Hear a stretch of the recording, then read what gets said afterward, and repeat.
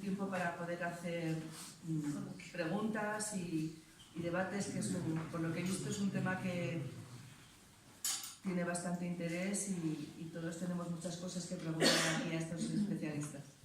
Entonces, buenas tardes, gracias por interesaros y acompañarnos en esta actividad de la sección de Ciencias de la Salud del Ateneo de Palencia. Hoy vamos a hablar de cáncer, en el Día Mundial contra el Cáncer. El cáncer es una enfermedad que no es una enfermedad, que son muchas, más de 240, ¿no? Podemos decir, y tiene muchos tratamientos, mucha variedad de enfermos y de circunstancias. Y en el Día Mundial contra el Cáncer, este año el lema es Yo soy y voy a, con un objetivo claro de concienciar la prevención y el diagnóstico precoz y también concienciar con el apoyo psicológico a los enfermos de cáncer. Para eso también nos acompañan hoy las dos psicólogas de la Asociación Española contra el Cáncer de Palencia, Carmen Villacota y Amalia Pérez Grueso. Agradezco muchísimo que hayáis querido venir aquí. Entonces, vamos a empezar desgranando un poco lo que es el cáncer, sus tratamientos, con la doctora Virginia Ruiz, y vamos a presentar el proyecto de Juntos por tu Salud, que es un proyecto multidisciplinar que nació en Internet, que luego ya nos va a contar Rebeca cómo se desarrolla y qué abarca. Brevemente voy a presentar a Virginia Ruiz, que es licenciada en Medicina en la Universidad Autónoma de Barcelona, realizada formación especialista en oncología y radioterápica en el Hospital de la Esperanza, también en Barcelona. He trabajado en el Hospital Son Espases de Palma de Mallorca y allí obtuvo una beca para acudir al prestigioso Centro Memorial Sloan Kettering Center de Nueva York como observador del servicio de oncología y oncología radioterápica, donde se empapó de los últimos tratamientos de cáncer de próstata y tratamiento de linfomas.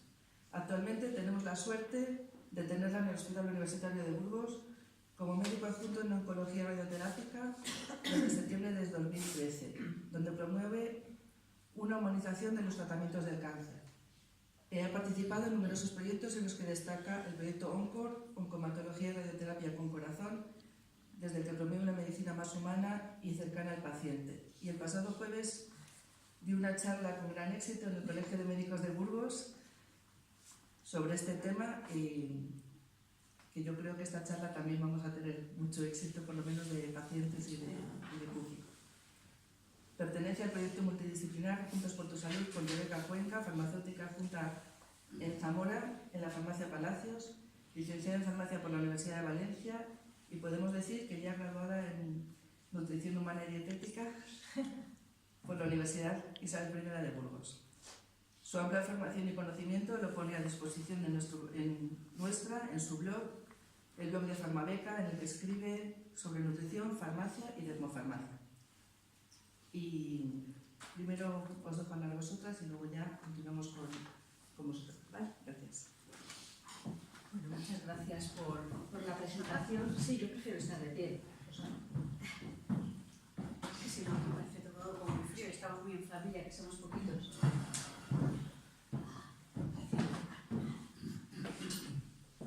Bueno, trabajo en Burgos desde 2005, pero bueno, eso da un poco igual.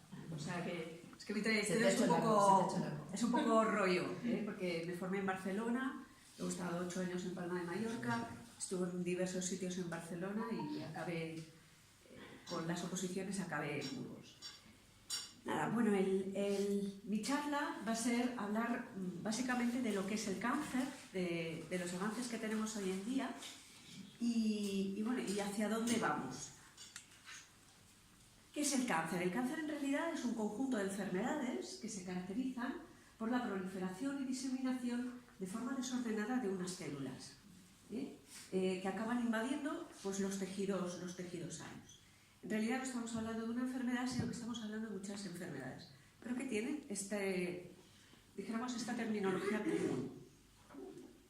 Para entender un poco por qué se produce esto, pues habría que irnos a la biología, ¿vale? Y entender lo que es el ciclo celular. No me quiero enrollar demasiado, pero para que el público me entienda, nosotros... A ver si esto funciona. Bueno, estamos donde pone G1, ¿vale? Dijéramos es la fase en la que la célula está en reposo, ¿vale? llega un momento que esa célula entra en una fase de síntesis, dijéramos que su ADN empieza a sintetizar una serie de proteínas preparándose para la división, después de hacer este esfuerzo vuelve a descansar y entra en mitosis, ¿vale? Las células se dividen y vuelve a entrar en descanso. Y así lo hace cíclicamente varias veces hasta que llega un momento que de forma programada su ADN le dice hasta aquí has llegado y se muere de forma espontánea. Dijéramos, esa muerte celular que se produce en algún momento se llama muerte celular programada y en medicina se llama apoptosis. Significa que las células tienen programada más o menos una vida y cada tipo celular de nuestro cuerpo tiene una vida distinta, ¿vale? Por ejemplo, los glóbulos blancos se mueren muy rápidamente, ¿vale? Porque se duplican nuestras defensas, cambian constantemente. Y en cambio hay células como las neuronas que tienen una duplicación mucho más larga, ¿vale? Eso varía en función de cada tejido. ¿Qué ocurre con el cáncer? ¿Qué es lo que sucede? Bueno, en nuestra vida normal, ¿vale? Tenemos una serie de células que se dividen de forma normal, ¿vale? Y la muerte, esa muerte celular programada de la que hemos hablado, pues también se produce de forma normal. Entonces tenemos un equilibrio. Nuestros tejidos, pues más o menos, se mantienen siempre en la misma cantidad. ¿Pero qué ocurre cuando tenemos un tumor? Pues pueden ocurrir dos situaciones. Una, que se vea incrementada por alguna mutación genética, dijéramos esa duplicación, esa fase de mitosis, y entonces, claro, ya tenemos más células que se mueren, aunque siga habiendo esa muerte celular programada, o bien esa muerte celular programada se ve interrumpida y hay una división normal de las células. Ambos casos pueden producir un tumor y en función de uno u otro la agresividad del tumor será distinta. ¿Hasta aquí lo habéis entendido? Vale. ¿Pero todos los tumores son iguales? No. Y de hecho esto lo podemos comprobar en los pacientes. La mayoría de los tumores suelen ser, bueno, aquí pongo en una representación gráfica. Los tumores pueden ser de una velocidad alta, yo le llamaría tumores tipo guepardo, que avanzan muy rápidamente. La línea azul sería el momento que habitualmente nosotros lo diagnosticamos, ya sea por temas de cribado, ¿vale? Porque tenemos ya una serie de pruebas que se adelantan a lo que sería la sintomatología y los encontramos en un momento precoz, o en el caso de los guepardos que prácticamente no dan síntomas cuando ya está la enfermedad muy extendida, que algunos casos hay, pero son la minoría.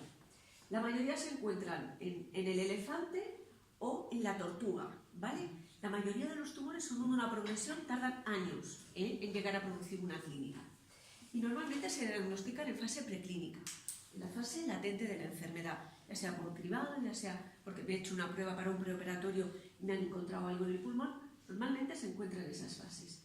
Y luego hay tumores, también son escasos, pero existen, que prácticamente no tienen progresión, ¿vale? Que ese equilibrio entre la muerte y el desarrollo celular está equilibrado. Esos serían los tumores caracol. Y esos probablemente no habría ni que tratarlos, sobre todo cuando lo diagnosticas en una fase avanzada.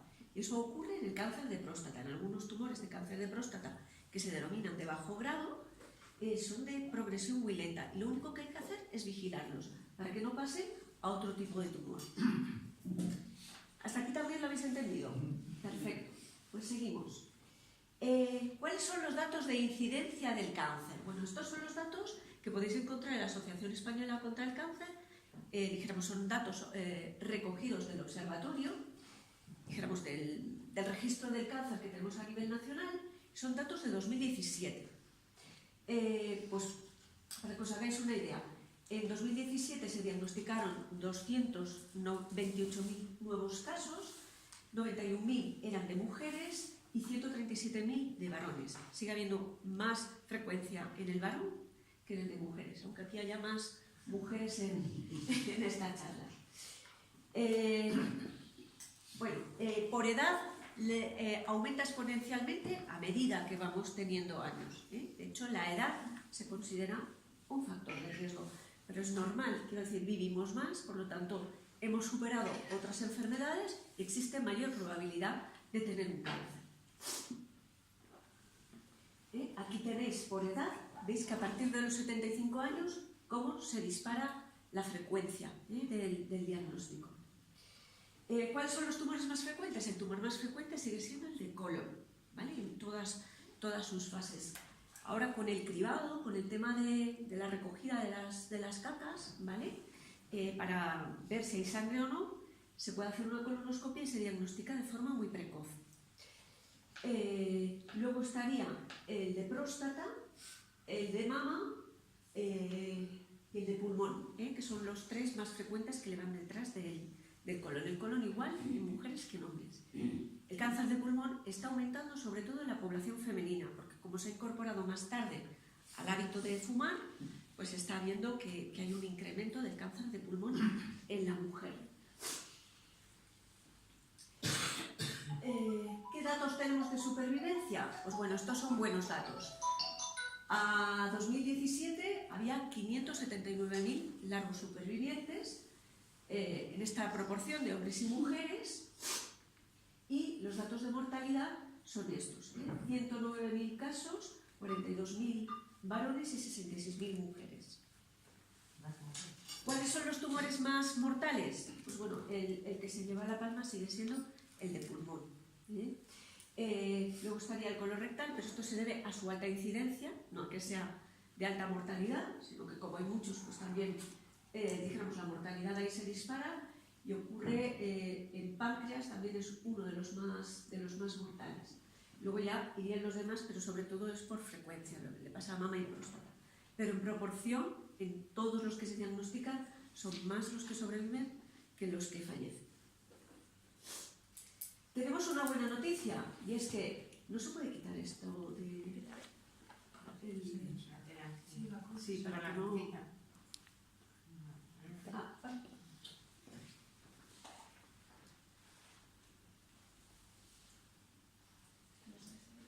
Más que nada porque no se puede ver bien la diapositiva.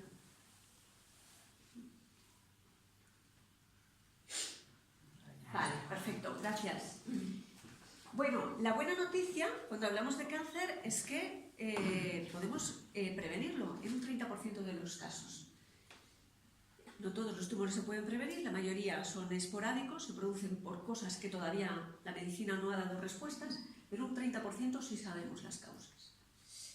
¿Y cuáles serían esas? Pues la mayoría de vosotros las conocéis. Primero, no fumar. Si no fumáramos, o si los nuevos jóvenes que se hacen adultos, pues el 90% no fumara, probablemente el cáncer de pulmón sería anecdótico, ¿vale? Existen casos de cáncer de pulmón en pacientes no fumadores, pero la frecuencia es realmente baja, ¿eh? Entonces, tan frecuente como es hoy en día el cáncer de pulmón sería casi anecdótico. El alcohol, pues un poco igual de lo mismo. Evitar la exposición prolongada al sol para el cáncer de piel, sobre todo. Tanto melanoma como no melanoma. Comer 5 raciones de fruta y verdura al día. Esto suena también del riesgo cardiovascular. Pues prácticamente, si lo miramos con lo que nos dicen los cardiólogos, sirve también para el cáncer. Ejercicio moderado diario, alrededor de 8.000, 10.000 pasos al día. Si tenéis un móvil inteligente, os dice perfectamente los pasos que hacéis. Así que ya os podéis poner ese reto diario de hacer entre 8.000 y 10.000 pasos al día. Mantener un peso saludable dentro del índice de masa corporal. No hace falta ir a pasarela Cibeles. Con tener un peso dentro del rango saludable, estáis ya haciendo una buena prevención para tener el cáncer. Luego, moderar el consumo de carnes rojas. Bueno, esto recientemente lo dijo la OMS. Sobre todo, habría que comer como mucho 2 o 3 raciones a la semana de carne roja. Y una ración viene a ser lo que os quepa en la palma de la mano.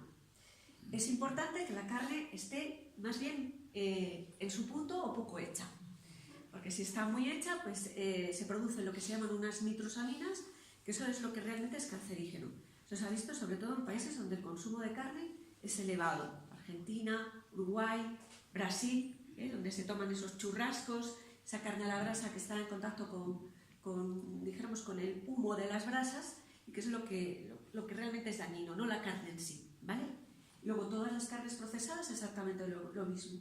Las conservas y las salazones, esto vale sobre todo para los tumores de origen digestivo, ¿vale? Estómago, colon y demás. Luego participar en los programas de cribado, en los programas de hacerse una mamografía cada 2 años, entre los 50 y 69 años. El cáncer de cervix, pues hacerse una citología también, cada cuando lo recomiende vuestro ginecólogo. Y luego también lo que os he comentado del cáncer de colon, ¿vale? Hacer la prueba esta que es sencilla, de hacer sangre oculta en heces y bueno, pues se pueden prevenir muchos cánceres o detectar en fases precoces. Y luego también tenemos la posibilidad de vacunar. Ahora ya estamos vacunando a la población infantil, a la población juvenil, con el virus del papilomavirus para evitar precisamente el cáncer de cuello de útero y de la hepatitis B. También previene del cáncer de hígado. Entonces tenemos ya con todas estas medidas, más o menos las cumplimos, pues ya nos podemos ahorrar un 30% de posibilidades. Ya es comprarnos menos boletos. Y esta es una pregunta pues, que me suele hacer la gente con bastante frecuencia. Oye, en la familia están habiendo varios casos. ¿Es esto hereditario? Pues para que veáis, el 80% no lo son. El 80% de los tumores no son hereditarios, son esporádicos. Un 5 o un 10% son hereditarios, ¿vale? Están asociados a alguna alteración genética. Y entre un 15 y un 20% no conocemos exactamente, pero vemos que hay una agregación familiar. Vemos que haciendo un árbol genealógico pues se ven una serie de características y probablemente es porque todavía no conocemos todos los genes que están implicados en el cáncer. Conocemos algunos o los más frecuentes, pero no los conocemos todos. Entonces, en estos casos se habla de casos de agregación familiar. ¿Qué podemos hacer para esto? Pues bueno, básicamente lo que podemos hacer es consejo genético. En el Hospital Universitario de Burgos existe un servicio de consejo genético que lo que hace es hacer un pequeño árbol genealógico en determinados casos muy concretos que están muy bien estipulados, pues se puede hacer un estudio. Pues el más común es pues, lo que le pasa a Angelina Jolie, ¿vale? Que tiene el BCRA1 positivo, que es un gen, que es hereditario y que pues, todas las mujeres, también los hombres, pues, pueden tener más frecuencia de cáncer de mama, cáncer de ovario y cáncer de próstata. Entonces, bueno, pues se recomiendan una serie de actitudes para prevenir, o se tienen que hacer cirugías que se llaman reductoras de riesgo, ¿vale? Quitarse las dos mamas de forma profiláctica o los ovarios, o lo que el consejo genético te recomiende. Y bueno, ya sabemos que todo esto y cómo lo diagnosticamos. Pues en muchos casos se diagnostica, como os he comentado, de forma precoz, pues con los programas de cribado o con exámenes de empresa. A veces en muchos casos se diagnostican con simple chequeos de empresa. Hay una fase silente, sin síntomas, previa al diagnóstico, en la que podemos diagnosticarlo, y las pruebas, tanto analíticas como de imagen, son fundamentales. Para conocer el diagnóstico del cáncer, primero tenemos que hacer una biopsia, cuando tenemos la sospecha, pues tenemos que hacer las pruebas pertinentes y después biopsiar, para conocer el nombre y apellido de ese tumor. Y se han producido grandes avances en la fase diagnóstica, que nos permiten personalizar cada vez más los tratamientos. ¿Estos avances cuáles son? Pues bueno, tenemos avances a nivel de los análisis, los famosos marcadores tumorales. Lo que pasa es que todavía no podemos decir que los marcadores tumorales sean un índice para el diagnóstico, porque si no, pues sería muy fácil pincharnos todos y cuando tengamos los marcadores tumorales altos, pues ya hacernos las pruebas. Tener un marcador alto por sí no es indicativo de nada, ¿vale? Porque hay personas que ya por sí pueden tener los marcadores de naturaleza alta. Entonces, para lo que nos sirven es para los pacientes que están diagnosticados, saber, pues bueno, más o menos cuál es monitorizarlo. Te sirve de semáforo, ¿vale? Para saber si realmente ese paciente puede tener una recaída o tenemos que sospechar. Porque bioquímicamente siempre el tumor nos da señales antes de que realmente podamos ver el tumor o la recaída. Luego, a nivel de radiología, pues tenemos cada vez, pues de la misma manera que nuestros teléfonos inteligentes pues van evolucionando, ¿verdad? Pues también evoluciona la tecnología. Y esto es importante porque se recalca mucho la importancia de invertir en investigación y me parece perfecto, ese es el camino hacia donde tenemos que hacer. Pero a veces pues, se deja que los aparatos se queden obsoletos, ya sean los mamógrafos, ya sean los TACs, Y es importante conocer que eso también tiene su obsolescencia y que hay que recambiarlos, por lo menos cada 10 años. Porque si no, nos quedamos atrás también en el diagnóstico o podemos infradiagnosticar. Entonces, bueno, con esto hago aquí una cuña y felicito a Amancio Ortega por el gran aporte que ha hecho, sobre todo a mi especialidad, pero también a la especialidad de radiología, porque pues hemos conseguido pues, tener los aparatos pues, más, dijéramos, sin que estén obsoletos. Y ya con un 30% de los aparatos se ha conseguido que no estén obsoletos gracias a la Fundación Amancio Ortega. Y a mí esto pues, me parece importante que se reconozca que es importante también invertir en tecnología sanitaria. Otro avance también muy interesante a nivel de radiología es el tema de la radiómica. No sé si os sonará. Esto tiene que ver con la anatomía patológica, ¿vale? Con el resultado de la pieza de la biopsia, ¿vale? Que analiza el patólogo, que es un especialista que mira debajo del microscopio y nos sentencia, es el que dice si tenemos un cáncer o no, y él nos da los nombres y apellidos de los tumores. Entonces se ha hecho una relación entre esa anatomía patológica y la imagen que obtenemos en el TAC, en la resonancia o en la prueba radiológica que sea.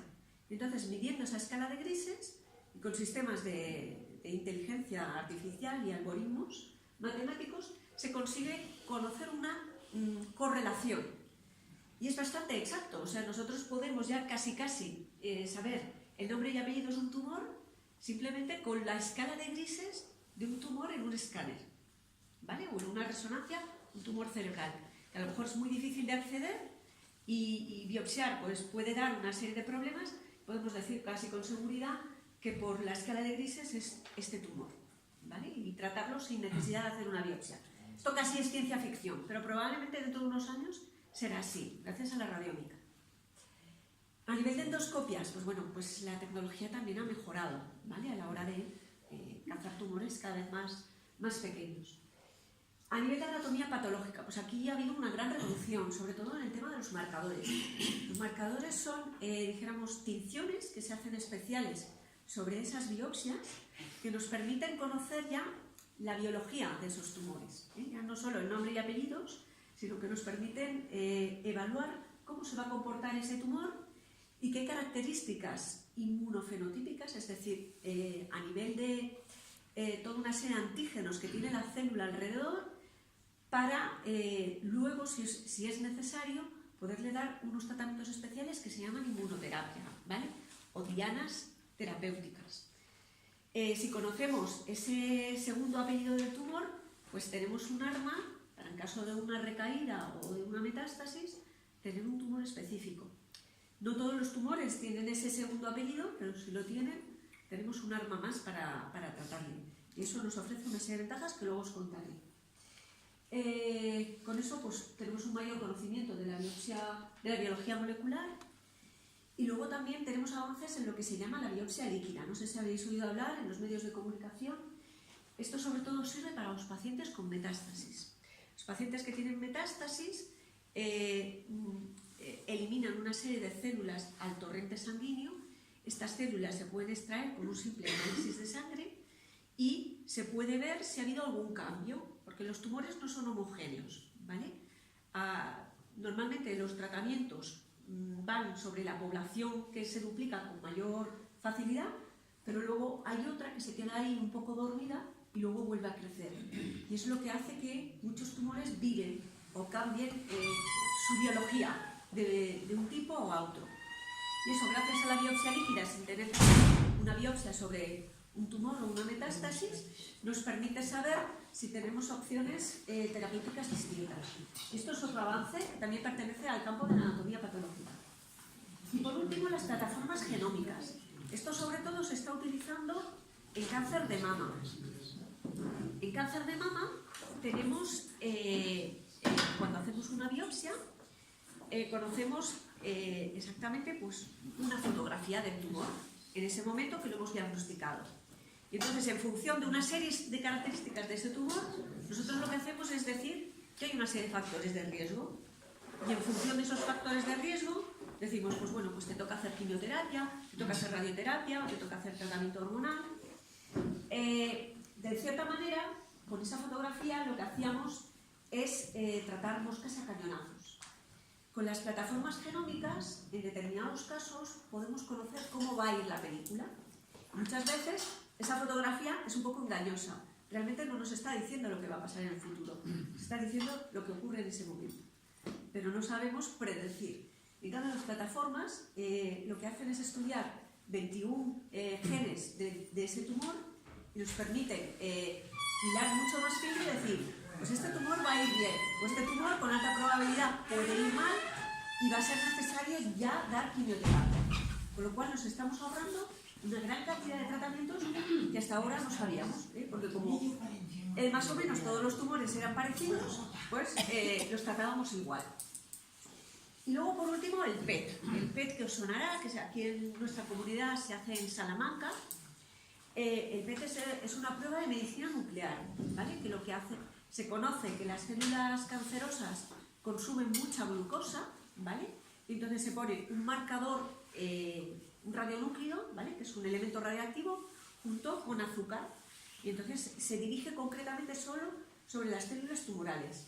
Y a veces podemos diagnosticar metástasis o ganglios que con pruebas de imagen pues no nos daba el ojo, y entonces con esta prueba y fusionado con el TAC, pues podemos saber si hay más enfermedad y podemos diagnosticar con mucha más precisión muchos tumores. Sobre todo se utiliza en cáncer de cabeza y cuello y en pulmón, es donde tiene mayor indicación. O cuando sospechamos que hay una... Perdona un momento, ¿podrías parar un momento, por favor? Sí, si acaso después me haces las preguntas cuando no era una pregunta, era otra cosa. ¿Qué tratamientos disponemos hoy en día? Pues bueno, básicamente los tres pilares del tratamiento del cáncer son la cirugía, por un lado, la quimioterapia y la radioterapia, ¿vale? Las cirugías, ¿qué avances ha habido? Pues bueno, la cirugía cada vez preserva más a los órganos. Intentamos hacer cirugías cada vez menos mutilantes.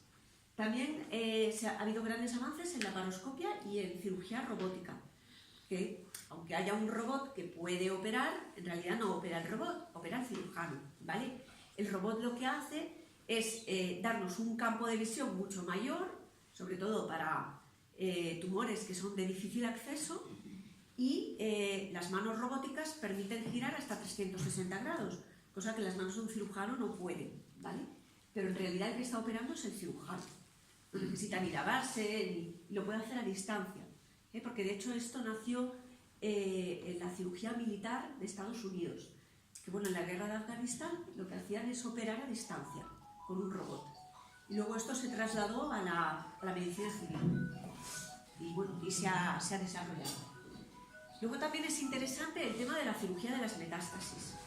Cuando un paciente tiene menos de 3, 4 o 5 metástasis, en algunos tumores como en los sarcomas pueden ser más, la cirugía de las metástasis puede ser vital y puede cambiar lo que es la historia natural de la enfermedad. Esto hasta ahora pues, se pensaba que cuando era metástasis ya solo la quimioterapia tenía lugar. Ahora se ha visto que no, que tanto la cirugía como la radioterapia puede tener un lugar y puede parar la enfermedad. Dijéramos, la historia natural la podemos prolongar muchísimo. Y luego está todo el tema de los avances en cirugía reconstructiva, en la cirugía plástica. Avances en quimioterapia o en oncología médica. Pues bueno, hay nuevos fármacos, nuevos citostáticos, nuevas combinaciones. Cada vez se ajusta y se personaliza más a cada paciente. No solo se mide ya lo que se hacía clásicamente de medir la altura y el peso. Con esto pues más o menos se hacía una fórmula y se calculaba la quimioterapia que te hacía falta. Ahora se ajusta a la función renal, a la función hepática, a tu edad, a toda una serie de factores, ¿vale? Y se personaliza mucho más. Luego existen muchos tratamientos de soporte para que los tratamientos sean mucho mejor tolerados. Y luego está todo el avance, que esto es lo más novedoso, que es en el tema de la inmunoterapia o los fármacos diana. Son, dijéramos, lo que os he dicho de la anatomía patológica, que podíamos ya con una serie de marcadores conocer cómo era la biología de esos tumores. Pues gracias a esos marcadores podemos saber si hay un determinado fármaco que le puede ir bien y frenar la enfermedad. Eso, el tema de la inmunoterapia está muy bien porque podemos llegar a hacer del cáncer una enfermedad crónica, ¿vale? O por lo menos los pacientes viven con su cáncer, pero lo podemos tener ahí controlado, con tratamientos que no son quimioterapia, que son bastante mejor tolerados. Luego en radioterapia, yo soy oncóloga radioterápica, soy oncóloga, ¿vale? Igual que mis colegas oncólogos médicos, lo único que utilizo es un arma terapéutica distinta, que son las radiaciones ionizantes. Y nosotros, pues, bueno, gracias a Mancio Ortega se nos conoce un poquito más, pero somos muy desconocidos y ha habido en esta última década pues, una serie de avances muy importantes. Cada vez podemos precisar más y dar la radiación de una forma mucho más precisa. Gracias a técnicas que se llaman IMRT, con estas siglas tan raras, lo único que significa es que la radiación la puedo modular y la puedo esculpir perfectamente a la forma del tumor, irradiando muy poquito tejido sano. Luego técnicas que se llaman de radiocirugía, en tumores muy pequeños, pues prácticamente me puedo centrar a lo que es el tumor de unos pocos milímetros. Esto sirve tanto para tumores o metástasis cerebrales como metástasis en el resto del cuerpo. Los podemos tratar con radiocirugía y damos dosis muy altas y pocas sesiones para tratar de una forma que llamamos ablativa o mortífera a esas metástasis. Luego también hay técnicas de control respiratorio, sobre todo en tumores de mama o tumores torácicos. Tenemos que tener en cuenta el movimiento respiratorio, pues ya podemos irradiar en una fase del ciclo respiratorio, con lo cual ya la irradiación del tejido sano, del pulmón sobre todo, se reduce mucho. La braquiterapia, dijéramos, nosotros podemos aplicar la radioterapia desde fuera o directamente sobre el tumor. Cuando la aplicamos directamente sobre el tumor, aprovechando una cavidad o lo que se llama el intersticio, que es el tejido que hay alrededor del tumor, pues podemos utilizar la braquiterapia, ya sean hilos, ya sean semillas, sean horquillas radiactivas, se pueden utilizar diferentes formatos. Y la gran novedad es que antes se dejaban, dijéramos, esos elementos radiactivos ahí y ahora gracias a la alta tasa de radiación pues lo aplicamos y lo podemos retirar y ya el individuo ya no irradia. Y luego, bueno, pues avances en, bueno, que esperamos que para finales de este año y el año que viene ya haya 2 unidades de protonterapia en España, ¿vale? Que serán en centros privados, pero me imagino que harán conciertos con la Seguridad Social. Los protones sirven sobre todo para tumores infantiles, ¿vale? Porque los niños tienen, dijéramos, mucha sensibilidad a la radiación, se producen muchas secuelas con la radioterapia convencional, aunque se les puede irradiar con radioterapia convencional, pero los protones tienen una ventaja de que depositan toda la dosis solo en el tumor. Y luego en tumores que están muy cerca de zonas críticas y que no les puedes dar una dosis alta, pues los protones también tienen su papel. Con todos estos grandes avances que hemos conseguido, pues acortar los tratamientos. Para los pacientes que venís de Palencia a Burgos, pues que se os acorte de 5 o 6 semanas a 3 semanas los tratamientos, pues os ahorra mucho en ambulancias y en transportes y incomodidades. Y ya, pues bueno, pues aplicando todos estos avances, pues conseguimos acortar 2 o 3 semanas los tratamientos. Y probablemente, cuanto más precisos seamos, pues más cortos los podremos hacer. Y luego podemos combinarnos con otros tratamientos, con la cirugía o con la quimioterapia, y aumentar la potencia terapéutica. Con lo cual, sumando poquitos, pues hacemos mucho, ¿vale? Y podemos conseguir ganarle la batalla. Con todo esto, ¿qué os he querido decir? Bueno, pues que hemos dejado de hacer muchas cosas, pero hemos hecho mucho más. Menos es más. Hemos conseguido pues, un poquito menos de quimioterapia, menos cirugía, menos radioterapia, con más supervivencia, con más calidad de vida y sobre todo más normalización, ¿vale? Ya podemos normalizar lo que es el cáncer, ya no tenemos que escondernos como antes en la conspiración del silencio. La buena noticia, el 60% ya se pueden curar. En algunos casos, de ese 40% restante podemos cronificarlos gracias al atendimiento de la inmunoterapia. Y cada vez hay más largos supervivientes debido a todo esto que os he contado. ¿Pero creéis que todo esto es suficiente? Pues no.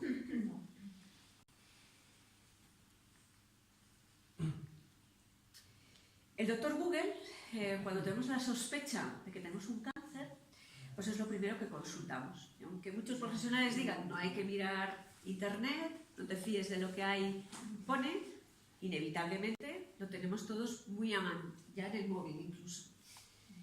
Pero el doctor Google no se ha licenciado en ninguna facultad y nos puede dar información falsa, entonces hay que tener mucho cuidado. Y por eso, pues gracias a Rebeca y todos los que formamos este grupo de trabajo que se llama Juntos por tu Salud, pues hemos intentado dar información para pacientes, ¿vale?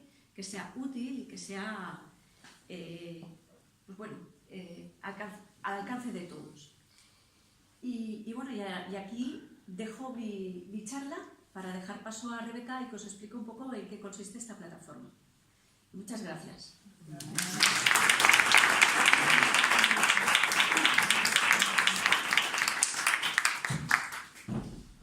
Bueno, os he visto muy entretenidos a todos, ¿verdad? ¿Os ha gustado la charla de Virginia? ¿Ha quedado claro? Sobre todo he visto que no habéis hecho mucha foto para subirlo a redes ni cosas de esas, ¿no? No os he visto ahí con el móvil continuamente chateando, estoy en Palencia, estoy en el Ateneo, estoy escuchando a Virginia. ¿No os he visto?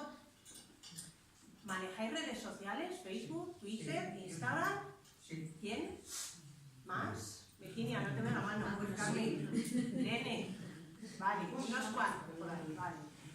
Bueno, pues como decía Virginia, nosotros empezamos a través de redes sociales y como os ha adelantado, también a través de internet, ¿vale? Ninguno nos conocemos en persona, pero lo que hemos hecho ha sido encontrarnos ahí en la nube.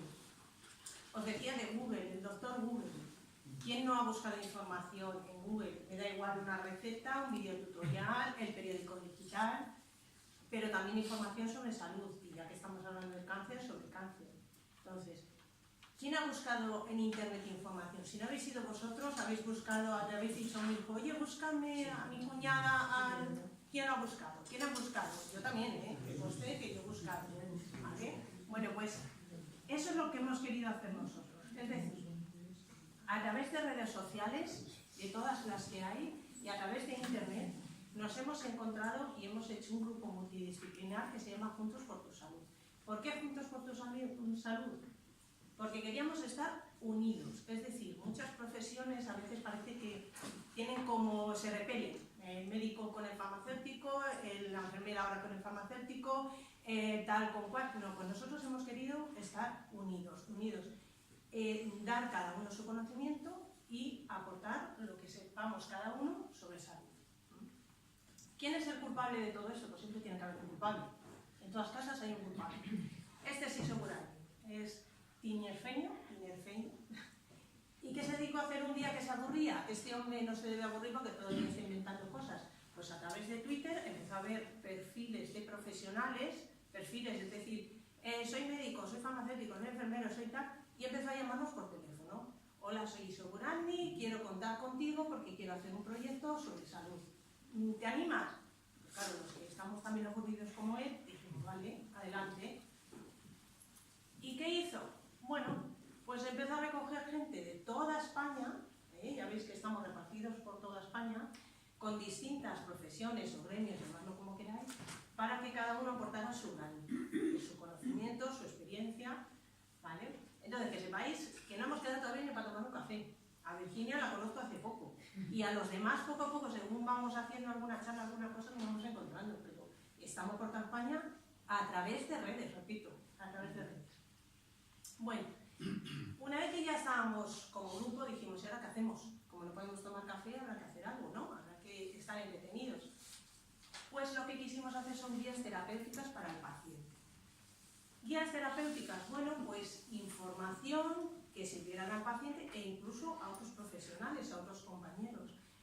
Dijimos, ¿y por dónde empezamos? Pues claro, un enfermo, el futuro enfermo, va a la consulta y le dice el médico, pues tienes diabetes, tienes enfermedad renal, tienes hipertensión. Bueno, pues vamos a darle una guía que le ayude un poquito a conocer lo que es su enfermedad. Como hay tantas enfermedades, el cáncer nos ha tocado a todos, bien personal, profesionalmente, todos tenemos a alguien a nuestro alrededor o uno mismo que lo ha sufrido, entonces decidimos empezar por oncología. ¿Cuál fue nuestro primer necesitamos, ¿qué hacemos? Pues decidimos los días mundiales, el Día Mundial del Cáncer, como es hoy, el Día Mundial del Cáncer Infantil, el Día del Próstata. Bueno, si veis el calendario del año, a lo largo de todo el año siempre hay un día importante. Pues empezamos con el Día Mundial del Cáncer. Este fue nuestro póster. Ha sido, la verdad, que nos ha superado. Lo que creíamos que íbamos a hacer, que iba a ser un poco de información, nos superó. Aquí veis en el póster, o infografía lo podemos llamar, una información resumida, más o menos lo que os acaba de contar Virginia, a grandes rasgos, de lo que significa el cáncer mundial, ¿vale? Este póster gustó tanto que estuvo puesto en las puertas de la farmacia, en algunos centros sanitarios, y eso es un lujo, porque que alguien que no conocemos nos ponga ahí, nos plante y diga, oye, que esto que dicen es verdad, mirarlo, leerlo. Bueno, pues sirvió de bastante. ¿Qué más hicimos? Aparte del Día Mundial del Cáncer, hicimos el Día Mundial Internacional de la Mujer. ¿Por qué? Pues porque creemos, no por ser feministas, pero creemos que en la mujer hay ciertos cánceres que no lo tiene el hombre, lógicamente, pero que también hay que darle esa importancia. Bueno, pues aquí está resumido sobre la mujer los mayores tipos, los factores de riesgo y demás. Otro que también hicimos, otro póster, el del melanoma. Este gustó muchísimo también. ¿Por qué? Porque el melanoma, aunque no es el que más incidencia o prevalencia pueda tener ahora mismo, está despuntando, ¿vale? Se está descubriendo muchas personas que de repente empiezan a tener problemas en el cáncer de piel, y uno de ellos es, dentro de los cánceres de piel, el melanoma. Entonces yo os animo que cuando luego os ponga la página web y demás, entréis, los veáis con detenimiento, leáis toda la letra y demás, porque la verdad que podéis sacar mucha información fácil, ¿eh? Bueno, ¿qué más hicimos? Aparte de dibujar, pintar y poner letras y demás, que eso lo hizo una compañera Begoña, que es un poquito para eso, hicimos artículos. Claro, teníamos que lanzar información, porque quiere el paciente, incluso los compañeros son información. Pues fuimos haciendo artículos, cada uno, la psicóloga sobre lo que ella conoce, el enfermero sobre lo que conoce, el nutricionista sobre lo que conoce y el farmacéutico sobre lo que conoce. Este, por ejemplo, os voy a poner unos ejemplos, hay muchos más. Afrontamiento. Bueno, el afrontamiento es fundamental, lo saben nuestras compañeras psicólogas, que desde el primer momento que se diagnostica tiene que estar la persona acompañada, tiene que darle un apoyo desde el minuto 1 o 0, digamos, hasta el final, sea bueno, sea malo, pero hay que afrontar todo lo que viene. Tengo cáncer de mama y mis hijas lo tendrán, lo decía antes Virginia. Muchas mujeres cuando han tenido cáncer de mama lo que preguntan en consulta es, ¿y mis hijas? ¿Qué va a pasar con mis hijas? ¿Lo van a tener? Bueno, pues ya os ha hablado un poquito Virginia sobre ello, pero si leéis el artículo tiene todavía más información. El cáncer infantil. Este artículo es precioso, es muy bonito, toca el corazón, también lo aviso, ¿eh? Pero a veces hablamos de cáncer y vemos a los adultos. No nos acordamos de esos niños pequeños que desde casi recién nacidos o con 6 o 8 años, de repente aparece este problema. La nutrición y el deporte en oncología. Esto es fundamental. O sea, una persona enferma tiene que hacer deporte, tiene que comer bien, tiene que comer adecuadamente según en el proceso en el que esté, según cómo esté con su enfermedad. El ejercicio es recomendable, no nos podemos quedar en una cama diciendo qué malito que estoy, es que... No, según cómo uno esté, lógicamente, según el grado en el que se encuentra la persona, hay que hacer ejercicio para mejor recuperación del cuerpo y comer según lo que de momento se pueda esperar, ¿vale? Sobre los alimentos, nutrición y demás, si tenéis luego alguna pregunta, pues en eso os aclaramos algo, ¿vale? Más, tratamientos desde la farmacia, por ejemplo, este Forticotin, en muchas ocasiones vais a la farmacia por él. Si habéis estado tratados a alguien aquí, seguro que el Forticotin os suena, o a algún familiar, ¿vale? Este es uno de los más recetados. Dentro de la farmacia, en la oficina de farmacia, otra cosa es la farmacia hospitalaria. Otro más, que es el PEC-TAC, escrito por Virginia. Bueno, más o menos os decía ella en qué consiste. Bueno, pues aquí lo tenéis por escrito para que sepáis que es un método diagnóstico que ahora mismo se utiliza bastante. Más artículos, venga, que no os aburro. Apoyo psicológico al cuidador. Vale, en esta historia el protagonista es el enfermo de cáncer. Pero muchas veces nos olvidamos del que cuida. Es verdad que el enfermo de cáncer hay que tener sus cuidados, hay que prestarle una atención, pero el que está a su lado también sufre. Entonces hay que tener un apoyo a esa persona y saber cómo ayudarle. La lactancia después del cáncer. ¿Vosotros creéis que se puede dar el pecho después de un cáncer de mama? ¿Alguien lo ha dudado? Hay mucha gente que lo duda. Bueno, pues hablamos sobre ello. ¿Vale? Manejo psicosocial del cáncer de mama. Esto casi que me lo salto porque luego las compañeras os hablarán más de ello. La importancia de la piel. ¿Cuál es una de las primeras preguntas que te hacen cuando dicen te vamos a dar quimio, te vamos a dar radio? ¿Se me va a caer el pelo? ¿Se me van a caer las uñas? ¿Qué va a pasar con mi piel? Bueno, pues aquí hablamos un poquito de ello. Damos consejos puntuales, o sea, concretos, no nos enrollamos en un tratamiento dérmico, no, tratamientos concisos desde el minuto -1 que se empieza a hacer algún tratamiento con radio o con quimio, cómo cuidar la piel. ¿Vale?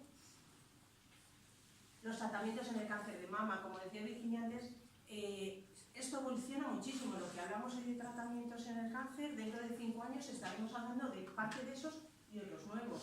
En este artículo hablamos tanto de quimio, de radio, de hormonoterapia sobre todo, que está muy relacionado con el cáncer de mama. Bueno, pues ahí todo lo que podéis hablar de fármacos muy conocidos, ahí los tenéis, ¿vale? Para que entendáis cómo funciona. Y los recursos económicos. Esto es importante. ¿Por qué?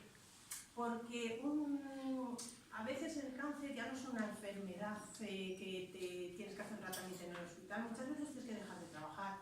Te limita luego a la hora de volver a trabajar. Necesitas una silla de ruedas, necesitas una prótesis de mama. Imaginaos un niño pequeño que los padres tienen que llevar a ese niño pequeño a algún sitio y dormir en un hotel o dormir en el hospital para que el niño tenga el tratamiento. O al contrario, son los padres y ese niño que tienen que cuidar a alguien. Bueno, pues en este artículo os explicamos un poquito qué recursos, dónde solicitarlos, cómo hacer según las comunidades para recibir esas ayudas. ¿Vale? Bueno, esos eran artículos profesionales, ¿vale? Muy técnicos, concisos, pero técnicos al fin y al cabo. Artículos personales, pues esto sí que os aconsejo que los leáis. ¿Por qué? Que los leáis. Porque están escritos por cada uno de nosotros, pero desde el corazón.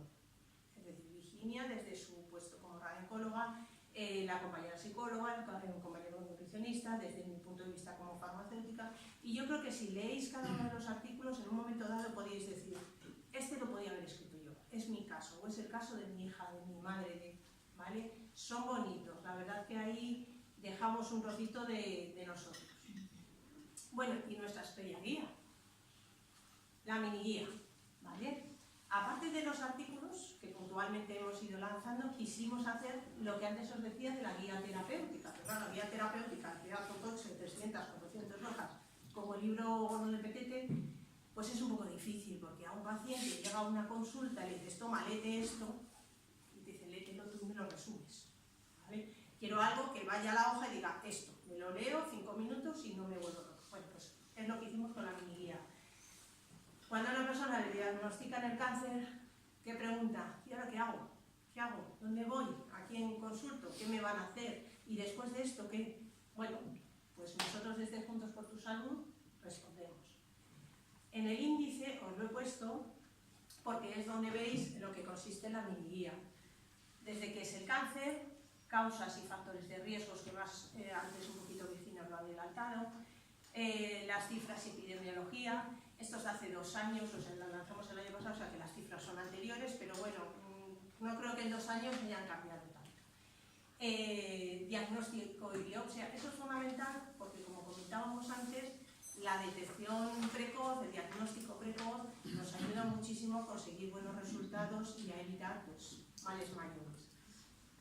Tipos de cáncer, pues si hay 200 y pico, pues no vamos a nombrar en los 200 y pico, pero por lo menos a grandes rasgos saber los más principales.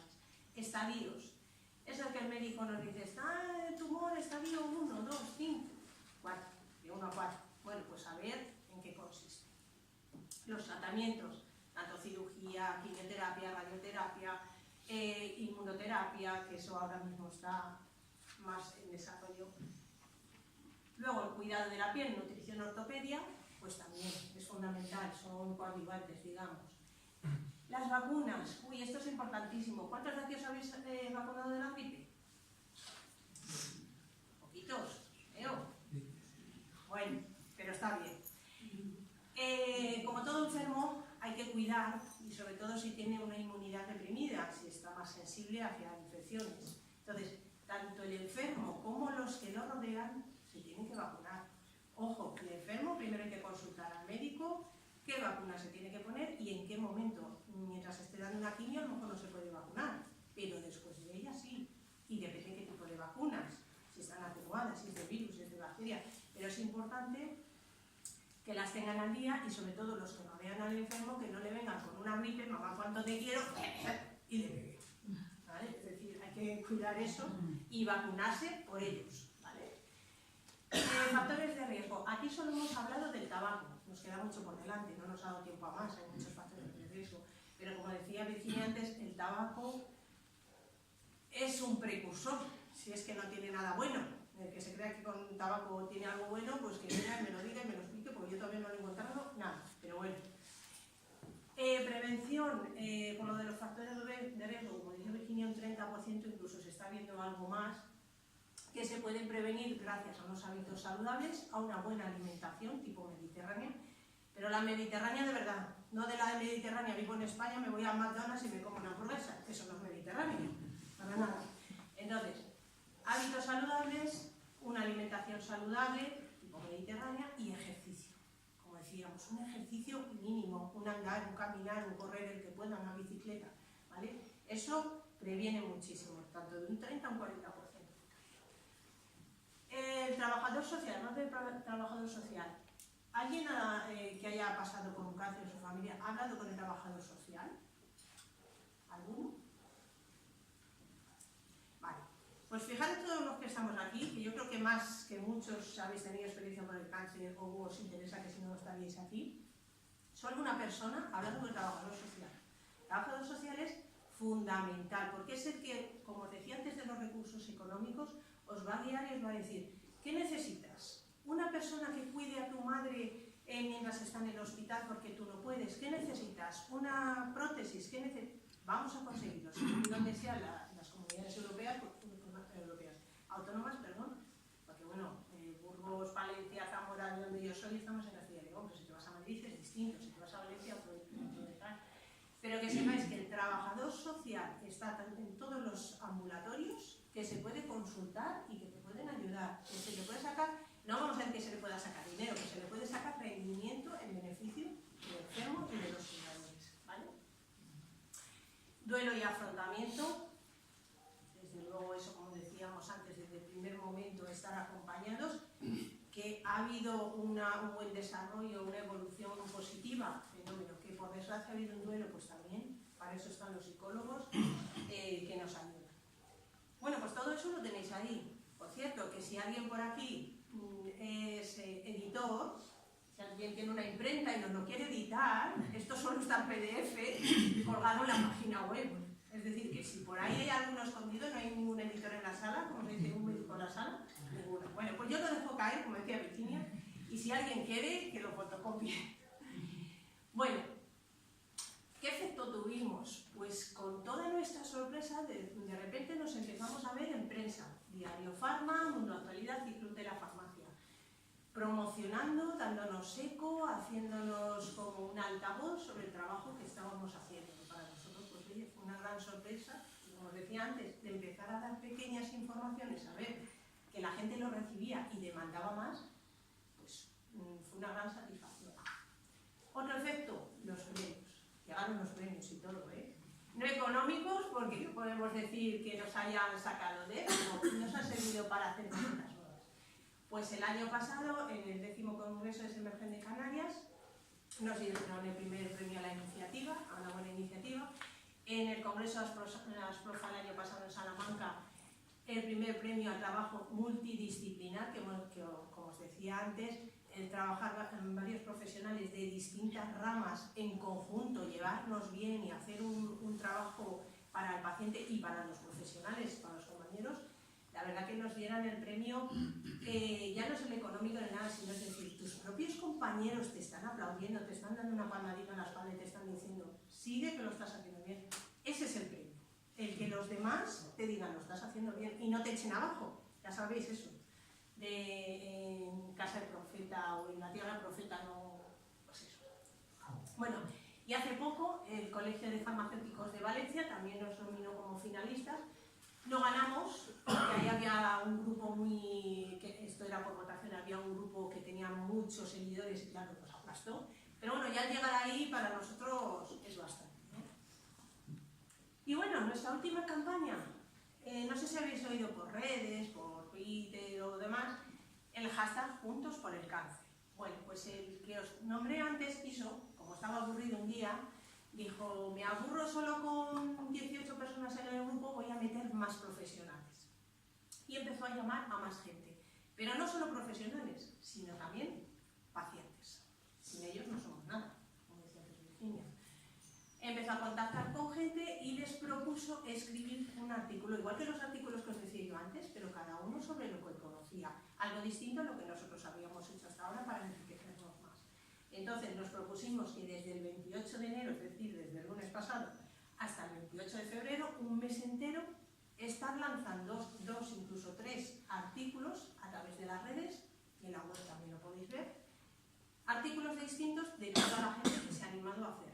¿Vale? Entonces, meteros en la página, de verdad, merece la pena. Yo incluso ahora si queréis, bueno, no sé si no tengo conexión a internet, si no, pues merece la pena oír hablar a enfermeros, a radiólogos, a nutricionistas, psicólogos, pacientes, muchos pacientes que han querido sumarse y para conocer su experiencia. ¿Vale?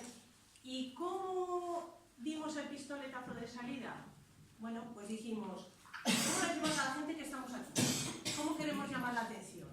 Bueno, pues vamos a hacer una llamada de atención con la mano. Si cada uno de nosotros queremos hacer algo en conjunto, lo primero es la mano. Darte la mano, te saludas, estoy aquí, como os decía antes, levantar la mano. Y una pieza de puzzle en la mano. ¿Por qué el puzzle? Porque cada uno somos una pieza. Me da igual que seamos pacientes, que seamos profesionales, todos, cada uno con nuestra pieza, hacemos un puzzle y vemos en conjunto la imagen. Entonces, nuestro reto fue foto de la palma de la mano con una pieza de puzzle y el hashtag Juntos por el Cáncer. Esa foto subida a las redes sociales. Os voy a poner un vídeo. ¿Me deja? No. Os voy a poner un vídeo con todas las fotos. Dura poquito, ¿vale? Con todas las fotos y más que han aparecido, pero bueno, aquí hemos cogido unas pocas porque ya no me daba tiempo, no nos daba tiempo más. ¿Vale? Así vais a ver toda la gente que se animó a hacer.